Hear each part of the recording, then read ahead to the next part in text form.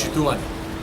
Додека трае 11-то издање на Битфест, граѓаните се уште немаат информации колку точно пари чини организацијата и одржувањето на овој фестивал.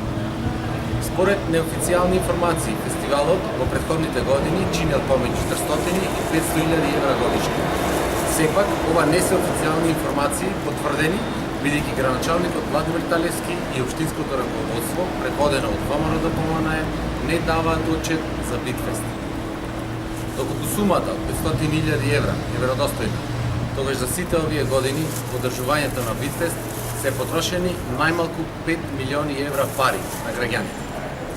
Ова е сериозна сума на пари со која може да се реализираат неколку капитални проекти во општината Битола. Како на пример покриен базен, планинарскиот дом Копанки или гасификација на Битола и ред други. Затоа неодговорно е граѓаните да не знаат колку точно пари и за која намена се потрошени во изминатите години за Битфест. СДСМ Битола нема ништо против вложување на пари во културата. Битола беше и треба да е град препознатлив по културата, како што бил низ историјата, град на клавирите и конзулите. Културата е составен дел на животот на битолчани. Но културата, исто како и општинскиот буџет, им припаѓа на сите граѓани и затоа граѓаните заслужуваат квалитетни и ефикасни проекти, но и отчетна и домакинска локална власт.